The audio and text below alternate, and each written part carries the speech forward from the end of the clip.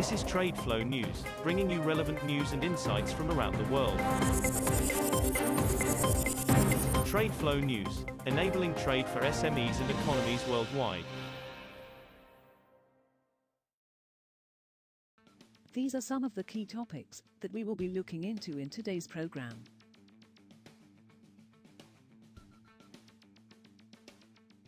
First, let's take a look at the overnight headlines which are impacting the commodity markets.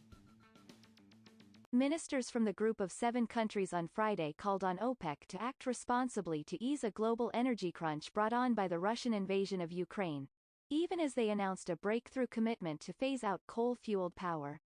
The call, made at the end of 3-day talks in Berlin focused on climate change, underscored that the world's major economies were grappling with how to contain inflation and higher energy prices while sticking to environmental goals.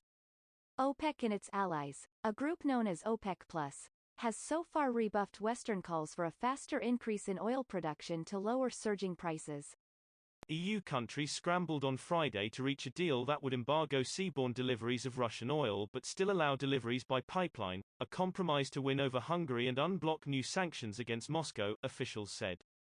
An agreement could be reached by envoys of European Union governments in Brussels on Sunday, in time for their leaders to endorse it at their May 30-31 summit, officials said, noting the urgency after almost a month of negotiations had failed. Hungary has held up the EU's sixth package of sanctions against Russia over its invasion of Ukraine. It says halting Russian oil imports would be a body blow to its economy because the landlocked country cannot easily get oil from elsewhere. Moving on to the top news in the energy sector. Energy security has become a top priority for importers as forecasts of tighter gas supplies and volatile prices in the next few years are keeping buyers on edge and impeding the push towards decarbonisation, energy executives said. Europe is importing record volumes of liquefied natural gas, LNG, as gas from its top supplier Russia has been disrupted following the Ukraine crisis. That drove prices in Europe and Asia to all-time highs earlier this year, fanning inflationary pressure and retarding efforts by countries to switch to gas from coal to reduce pollution and carbon emissions. Geopolitical conflicts have made gas markets unstable, Yalan Li, chairperson of the board of directors at Beijing Gas Group, said at the World Gas Conference. Oil prices rose on Friday, closing out the week with gains ahead of the U.S. Memorial Day holiday weekend, the start of peak U.S. demand season, and as European nations negotiate over whether to impose an outright ban on Russian crude oil. Brent crude rose $2.03, or 1.7%, to settle at $119.43. U.S. West Texas Intermediate, WTI, crude rose 98 cents, or 0.9%, to settle at $115.07 a barrel. For the week, Brent rose 6% while WTI gained 1.5%. Prices drew support from strong worldwide demand for fuel, with both gasoline and heating oil futures outpacing crude this year. Next, we have the top news in metal markets. The Group of 7 countries on Friday agreed stringent environmental controls should govern deep-sea mining and that they would consent to such mining projects only if they did not seriously harm the marine environment. We determined that if there is deep-sea mining at all, it should only happen under the most strict environmental standards, Germany's environment minister, Steffi Lemke, told a news conference after a meeting of G7 ministers in Berlin. The International Seabed Authority, ESA, a United Nations body, is drawing up regulations governing seabed mining in the high seas, areas outside any national jurisdiction.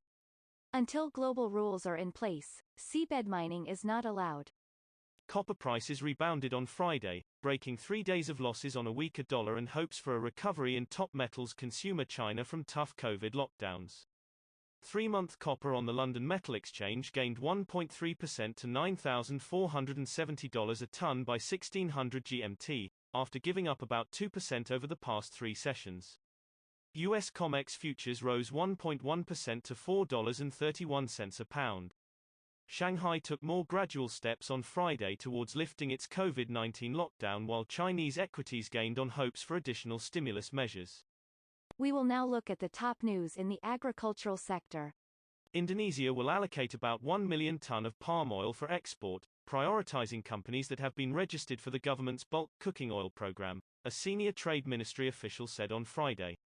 Indonesia, the world's biggest palm oil producer, allowed shipments to restart from May 23 after a 3-week export ban designed to control cooking oil prices at home, but companies have been awaiting technical rules before resuming.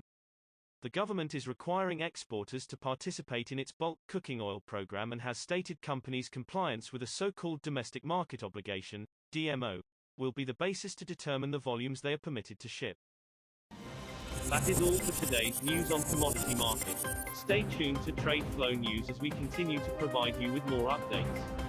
We also invite you to follow us on Twitter at TradeFlow News, which allows you to watch our program on your mobile device or desktop to receive information from there.